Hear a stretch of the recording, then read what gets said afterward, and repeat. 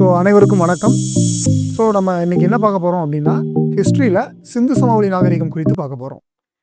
இந்த கிளாஸ் ஏன் ரொம்ப முக்கியம் அப்படின்னு சொல்லி பார்த்தீங்கன்னா, எக்ஸாம்ஸில் வந்து கண்டினியூஸாக எவ்ரி இயர், அதுவும் பர்டிகுலராக சிலபஸ் சேஞ்ச் பண்ணதுக்கப்புறம் 2020 எவ்ரி இயர் வந்து பார்த்தீங்கன்னா பேர் மினிமம் ஒரு கொஸ்டின் வந்து சிந்து சமவெளி நாகரிகத்திலேருந்து இருக்குது. அதாவது இண்டஸ் வேலி சிவிலைசேஷன்லேருந்து இருக்குது.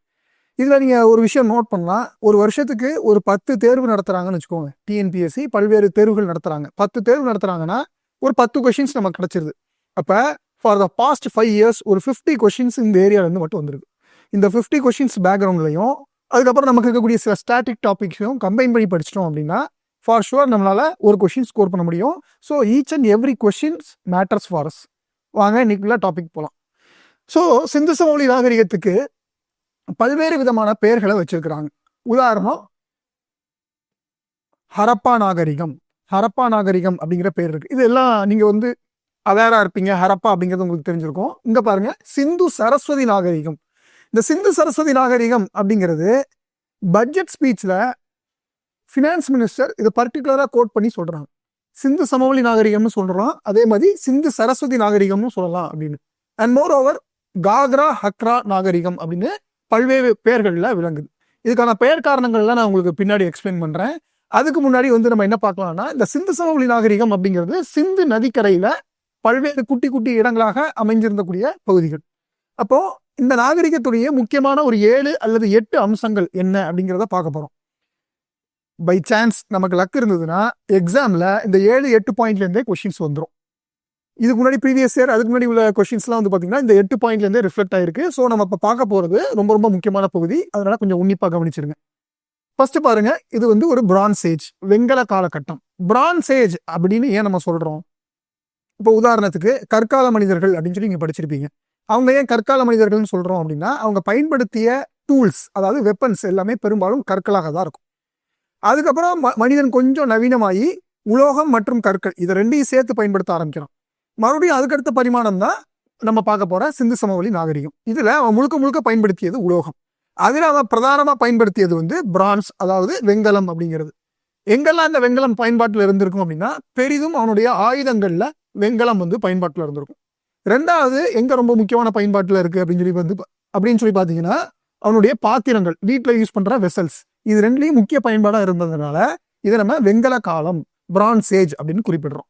ஓகே, ரெண்டாவது பாயிண்ட் வந்து it is an urban civilisation.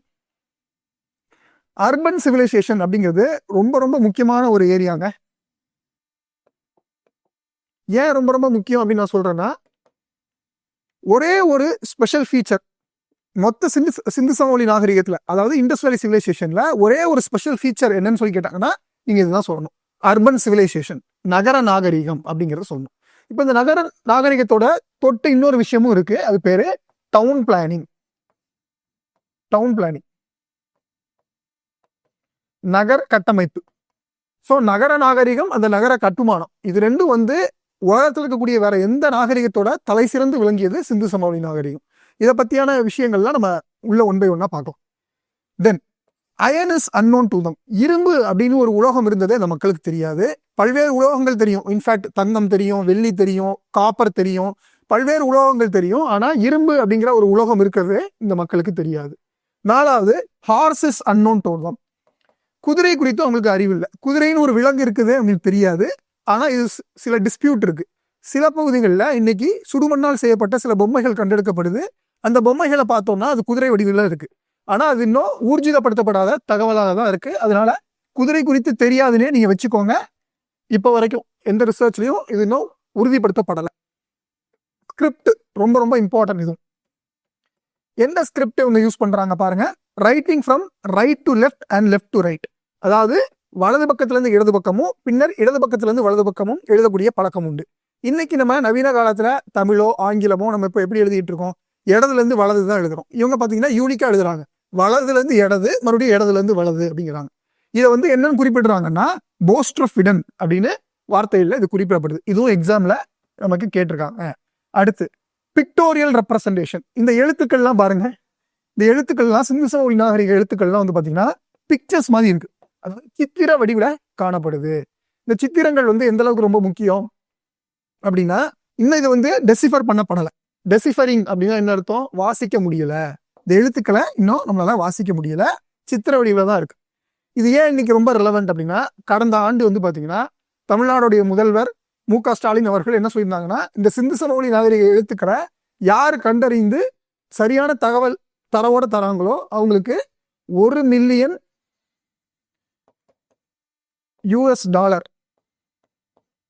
பரிசளிப்போம் அப்படின்னு சொல்லியிருக்கிறாங்க.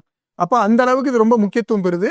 சமீப காலமா தமிழ்நாட்டில் இருக்கக்கூடிய பல்வேறு மாவட்டங்கள்ல சிந்து சமவெளி நாகரிக எழுத்துக்கள் பொறிக்கப்பட்ட மண்பாண்டங்கள், அப்புறம் வேற சில விஷயங்கள்லாம் நமக்கு கிடைக்குது. இது வந்து எதை குறிக்குதுன்னா, சிந்து சமவெளி நாகரிக மக்கள் தமிழகம் வரைக்கும் வந்திருக்கிறாங்க, ட்ரேடு பண்ணியிருக்காங்க அப்படிங்கிற விஷயத்தையும் நமக்கு பறைசாற்றுது. அப்ப இது குறித்து சில வரலாற்று ஆசிரியர்கள் என்ன பண்ணியிருக்காங்க, குறிப்பா ஐராவத மகாதேவன் அப்படிங்கிறவரு அவர் என்னன்னு குறிப்பிடுறாருன்னா, இந்த சிந்து சமவெளி நாகரிக எழுத்துக்கள் அப்படிங்கிறது திராவிட எழுத்துக்களை ஒத்து இருக்கு, அதாவது திராவிடியன் லாங்குவேஜ் மாதிரி இருக்கு, குறிப்பா தமிழ் மாதிரி இருக்கு அப்படிங்கிறத அவரு சொல்லியிருக்காரு. But it is not proven.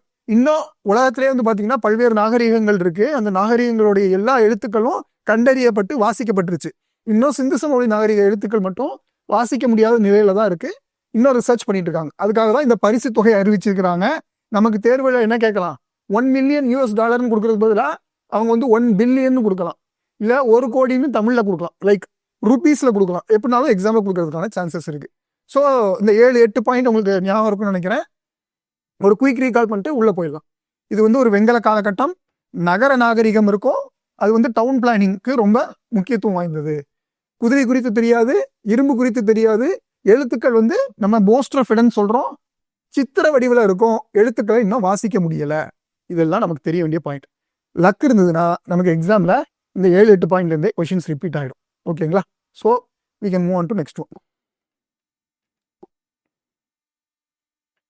சரி, இந்த நாகரிகம் குறித்து அடுத்த முக்கியமான தகவல் என்ன முக்கியமான தகவல், இதுல என்னெல்லாம் பர்சனாலிட்டிஸ் தொடர்புடையவங்க. ஃபர்ஸ்ட் பாத்தீங்கன்னா சார்லஸ் மேன்சன் அப்படிங்கிறவர், he visited the site in 1826, 1826 இந்த பகுதிகளை வந்து பார்த்துட்டு போயிருக்காரு. இவரை தொடர்ந்து அலெக்சாண்டர் கன்னிங்கம் அப்படிங்கிறவர் இந்தியா தொல்லியல் துறையின் முதல் அளவையாளர், ஃபர்ஸ்ட் ஆர்கியாலஜிக்கல் சர்வே ஆஃப் இந்தியாவோட சர்வேவரா இருந்திருக்காரு. ஸோ இந்த பர்சன் ரொம்ப ரொம்ப இம்பார்ட்டன்ட். இவர் வந்து நம்பர் ஆஃப் டைம்ஸ் பர்டிகுலர்லி இது பார்த்தீங்கன்னா 3 தடவை 1853, 56 மற்றும் 75 இந்த 3 தடவை வந்து சிந்து சமவெளி நாகரிக பகுதிகளுக்கு, குறிப்பா ஹரப்பா பகுதிகளுக்கு வந்து இதை பத்தி கண்டறிஞ்சிருக்காரு. அதுக்கப்புறம் பார்க்கக்கூடிய 3வது முக்கியமான பர்சனாலிட்டி தான் நமக்கு ரொம்ப ரொம்ப முக்கியம். அது யார் அப்படின்னா ஜான் மார்ஷல் அப்படிங்கிறவர். இந்த ஜான் மார்ஷல் ஏன் முக்கியம்னா, 1920களில் உலகம் முழுவதும் சிந்து சமவெளி நாகரிகத்தை பாப்புலரைஸ் பண்ணது யாருன்னா இவர் தான். மற்றவங்க எல்லாம் கண்டறிஞ்சாங்க, அதை முயற்சி பண்ணாங்க வெளியே கொண்டு வருவதற்கு. ஆனா உலகம் ஃபுல்லா சிந்து சமவெளி நாகரிகத்தை கொண்டு சேர்த்த நபர் யாரு? ஜான் மார்ஷல் அப்படிங்கிறவர். அதனாலதான் கடந்த ஆண்டு தமிழக முதல்வர் இவருக்கு வந்து என்ன பண்ணியிருக்காரு, எக்மோர்ல இருக்கக்கூடிய மியூசியம், கன்னிமாரா லைப்ரரி போயிருப்பீங்க எல்லாரும், எக்மோர்ல அங்க மியூசியம்ல இவருக்கு ஒரு முழு உருவ சிலை வைக்கப்பட்டிருக்கு. ஏன்னா 100 விழா கொண்டாடினாங்க, 100 இயர்ஸ். மொஹஞ்சதாரோ ஹரப்பா கண்டுபிடிக்கப்பட்டு 100 ஆண்டுகள் முடிஞ்சது. அது சக்சஸ்ஃபுல்லா பாப்புலரைஸ் பண்ண ஜான் மார்ஷலுக்கு 100 ஆண்டு கொண்டாடி கடந்த ஆண்டு என்ன பண்ணியிருந்தாங்க, சிலை திறந்திருந்தாங்க. ஸோ ஜான் மார்ஷல் நமக்கு எக்ஸாமுக்கு ரொம்ப ரொம்ப முக்கியம். கொஸ்டின்ஸ் எப்படி கேட்கலாம் அப்படின்னா, சில பர்சனாலிட்டிஸ் பேரெல்லாம் கொடுத்துட்டு இவங்க இதுல யாரெல்லாம் வந்து சிந்து சமவெளி நாகரிகத்தோட தொடர்புடையவர்கள்னு கேட்கலாம். இல்லாட்டி இவங்க விசிட் பண்ணாங்க இல்லையா சைட்டு, அதை வந்து காலவரிசைப்படுத்தி எழுதுங்கன்னு சொல்லி நம்ம கேட்கலாம். தட் இஸ் குரோனாலஜிக்கல் ஆர்டர்ல யார் ஃபர்ஸ்ட் வந்தா யார் செகண்ட் வந்தா நம்ம கேட்கறதுக்கான சான்சஸ் ரொம்ப அதிகம். சரி, இப்போ சிந்து சமவெளி நாகரிகத்தோட சிறப்பு அம்சங்கள் ஃபுல்லா பார்த்துட்டோம், அதுல இருக்கக்கூடிய முக்கியமான பர்சனாலிட்டிஸ் பார்த்துட்டோம். அதுக்கப்புறம் நம்ம பார்க்க போறது என்ன அப்படின்னா ஹரப்பன் பேசஸ், அதாவது இது என்ன காலகட்டத்தில் வரும். இப்போ ஹிஸ்டரி படிக்கும் போதே நமக்கு நிறைய டவுட் இருக்கும். நீங்க முன்னாடிலாம் படிச்சிருப்பீங்க AD BC, before Christ of anno domini அப்படின்னு படிச்சிருப்பீங்க. ஆனா இப்போ என்னன்னு மாத்திட்டாங்கன்னா, கிறிஸ்த் அப்படிங்கிற வார்த்தை இருக்கக்கூடாது, ஒரு பொதுவான வார்த்தை இருக்கணும் அப்படிங்கிறதுக்காக பிஃபோர் காமனரா, பிசிஇ அப்படின்னா பொது நூற்றாண்டுக்கு முன்னர், தமிழ்ல பொது நூற்றாண்டுக்கு முன்னர், பிஃபோர் காமனரா 0க்கு முன்னாடி இருக்கிறது. அதுக்கப்புறம் சிஇ காமனரா, இப்போ நம்ம இருக்கக்கூடியது 2026 சிஇ அப்படின்னு சொல்றோம் இல்லையா, அது வந்து காமனரா. இது வந்து பிஃபோர் காமனரா. இந்த பிஃபோர் காமனரால மேக்ஸ்ல எப்படி நீங்க நெகட்டிவ் நம்பர்ஸ் குறைச்சிட்டே வருவீங்க, -10, -9, -8ன்னு, அதே மாதிரி பிசிஇல இருக்கிறதெல்லாம் குறைஞ்சிக்கிட்டே வரும், ஆண்டுகள் குறைஞ்சிக்கிட்டே வரும். ஆனா அந்த காலகட்டத்தில் நீங்க பிறந்திருந்தீங்கன்னா உங்க வயசு ஏறிக்கிட்டே போகும். உதாரணத்துக்கு 3000 2000, 2000 1000 அப்படின்னு குறையும். 0 வந்ததுக்கப்புறம் நார்மலாக போகும். 100, 200, 1000, 3000 அப்படின்னு சொல்லி போகும். ஓகேங்களா? ஸோ இது நம்ம பேசிக்காக தெரிஞ்சுக்கணும். அப்போ இந்த வரிசையில் இந்த கால அளவு, இந்த சிந்து சமவெளி நாகரிகம் எந்த காலத்தில் இருந்தது அப்படிங்கிறத நம்ம 3ஆக பிரிச்சிருக்கோம்.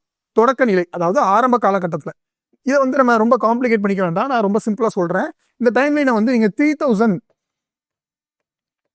2500 BCன்னு ஞாபகம் வச்சுக்கோங்க. Every phase 500 years. அப்போ இங்கே வேற நம்பர்ஸ் கொடுத்துருக்காங்களே சார் அப்படின்னு சொல்லி கேட்டிங்கன்னா, இது நம்ம டெக்ஸ்ட் புக்கில் கொடுத்துருக்க நம்பர்ஸ். ஆனால் வேரியஸ் ஸ்காலர்ஸ் என்ன பண்ணியிருக்காங்கன்னா, 8க்கு மேற்பட்ட அறிஞர்கள் பல்வேறு டைம்லைன்ஸ் கொடுத்துருக்காங்க. ஸோ நம்ம வந்து ஆவரேஜாக இதை வச்சுக்கலாம். 3000 ஆண்டுலேருந்து 1500 ஆண்டு வரைக்கும் அப்படிங்கிறத பிரிச்சுக்கலாம். ஒவ்வொரு 500 ஆண்டும் ஒவ்வொரு கால அளவாக குறிக்குது. முதல் நம்ம பார்த்தது தொடக்க நிலை 3000லேருந்து 2500 வரைக்கும். அடுத்து நம்ம பார்க்க போகிறது முதிர்ந்த நிலை, அதாவது வளர்ச்சி பெற்ற நிலை 2500லேருந்து 2000 வரைக்கும். அடுத்து நம்ம பார்க்க போகிறது கடைசி இறுதி நிலை வந்து பார்த்தீங்கன்னா 2000லேருந்து 1500 வரைக்கும், 1500 BC. இதே போதுமான தரவு, போதும் நமக்கு. இந்த நம்பர்ஸே நீங்கள் ஞாபகம் வச்சுக்கோங்க, நமக்கு எக்ஸாம் இதே மோர் தென் எனஃப். சரி, இவ்வளோ நேரம் சிந்து சமவெளி நாகரிகம் பற்றி பேசிட்டே இருக்கோம். அது எங்கே இருக்குது? அது நமக்கு அடுத்த கேள்வி உங்களுக்கு வரும்ல ஆட்டோமேட்டிக்காக. அது எங்கே இருக்குது அப்படின்னா, இந்தியாவுடைய வடமேற்கு பகுதிகளில் இருக்குது. That is north west part of India. வடமேற்கு பகுதிகளில் சிந்து அப்படிங்கிற ஒரு மிகப்பெரிய நதி ஓடுது. That is river Indus. அந்த இண்டஸ் ரிவரை சுற்றி நிறைய ட்ரிபியூட்ரிஸ் இருக்கு இண்டஸுக்கு.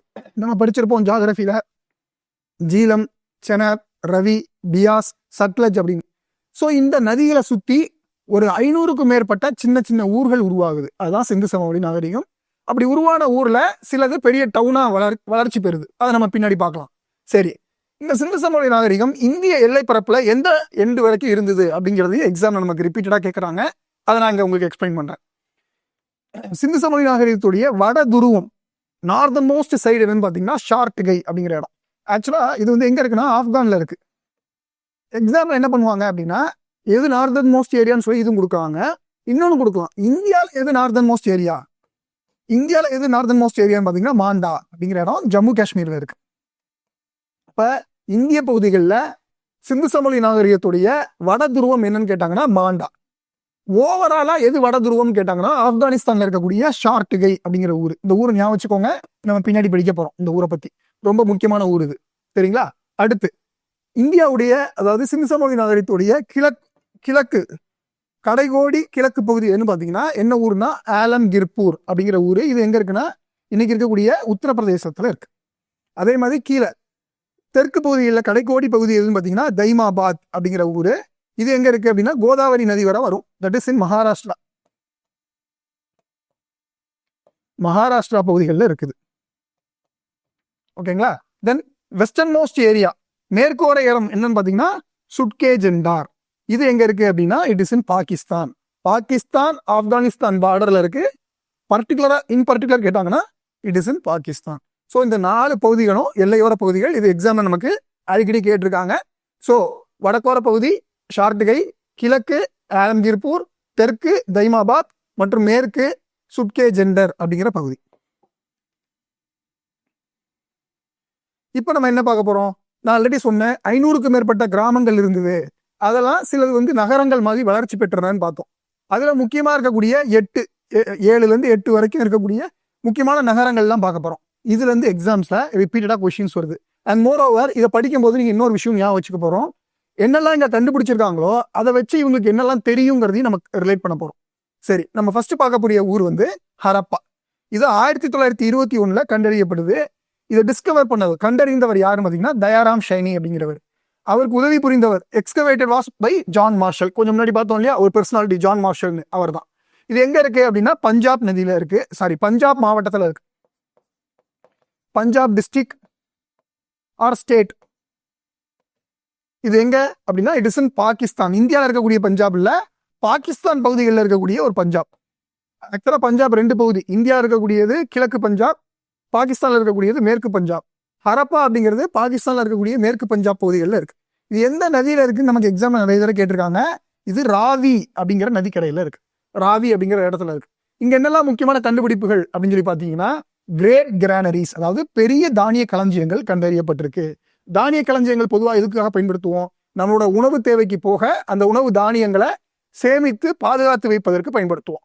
இல்லாட்டி அதை ஏற்றுமதி செய்யலாம். வேற ஏதாவது சர்ப்ளஸா இருக்கும்போது உபரிநிலையில இருக்கும்போது அதை நம்ம பாதுகாத்து வைப்போம் இல்லையா? அது மாதிரி பெரிய தானிய களஞ்சியங்கள் அங்க அதனால கண்டுபிடிச்சிருக்காங்க. 2வது சிந்து சமவெளி நாகரிக எழுத்துக்கள், இண்டஸ் ஸ்கிரிப்ட் அங்க கண்டுபிடிச்சிருக்காங்க. 3வது ஹியூமன் ஸ்டாச்சூஸ், மனித வடிவிலான சிறு சிறு பொம்மைகள். இன்னைக்கு நம்ம மினியேச்சர்ஸ்லாம் நீங்க கடையில பார்ப்பீங்க, நிறைய ரோட்டோர கடைகள் எல்லாம் கூட இப்ப கிடைக்குது, சின்ன சின்ன மினியேச்சர்ஸ் எல்லாத்துக்கும். அதே மாதிரி சின்ன சின்ன பொம்மைகள், அதாவது சுடுமண்ணால் செய்யப்பட்ட பொம்மைகள், மனித உருவையான பொம்மைகள் ஏராளமா ஹரப்பால நமக்கு கிடைக்குது. காப்பர் புல்லக்காட், காப்பர் புல்லக்காட்னா என்ன? செம்பினால் செய்யப்பட்ட ஒரு மாட்டு வண்டி. பார்த்துக்கோங்க, இது ஒரு பொம்மை தான், மாதிரி தான். இது வந்து டிசன் புரோட்டோடைப், ஒரு மாதிரி தான், ஞாபகம் வச்சுக்கோங்க. ரைட். அடுத்து சிமெட்ரி ஹச் அண்ட் R37, ரொம்ப ரொம்ப முக்கியம். கல்லறை ஹச் மற்றும் R37 கல்லறை கண்டறியப்பட்டிருக்கு ஹரப்பால. கல்லறை ஹச் மற்றும் R37 இது நம்ம எக்ஸாம்ல கேட்கறாங்க, இது எந்த இடத்துல இருக்கு அப்படின்னு, ஹரப்பா பகுதிகளில் இருக்கு அப்படிங்கிறது நமக்கு தெரியணும். அப்புறம் மரத்திலான சவப்பெட்டி, ரொம்ப ரொம்ப முக்கியம். உடன் காஃபின் பரியல், அதாவது அங்க புதைக்கக்கூடிய முறை எப்படி இருந்திருக்குன்னா, இறந்தவர்களை சவப்பெட்டிக்குள் வைத்து பூட்டி புதைக்கிற மாதிரியான முறை இருந்திருக்கு. அந்த உடன் காஃபின் பாக்ஸ் நமக்கு கிடைச்சிருக்கு. அண்ட் தென் ஒர்க்மென்ஸ் குவார்டர்ஸ், அதாவது தொழிலாளர்களுக்கான குடியிருப்பும் அங்க காணப்படுது. அப்ப சிந்து சமவெளி நாகரிகத்துல ஹரப்பால கண்டுபிடிக்கப்பட்ட முக்கிய கண்டுபிடிப்புகள்லாம் நான் தொகுத்திருக்கேன். இதுல ஏதாவது ஒண்ணு கொடுத்து இது எந்த இடத்துல கண்டுபிடிச்சாங்க அப்படின்னு சொல்லி எக்ஸாம்ல கேட்கலாம். நேரடியா சில கேள்விகள் இருக்கும், மறைமுகமாக இருக்கும். உதாரணத்துக்கு என்ன பண்ணலாம், இன்னொரு கேள்வி அசியூம் பண்ணிக்கோங்க. சிந்து சமவெளி நாகரிகத்தில் புதைக்கும் முறை இல்லை அப்படின்னு ஒரு வாக்கியம் கொடுத்தாங்கன்னா அது தப்பா கரெக்டா? அந்த ஸ்டேட்மெண்ட் வந்து தப்பு. ஏன்னா சிந்து சமவெளி நாகரிகத்துல புதைக்கும் முறை இருக்கு. ஏன்?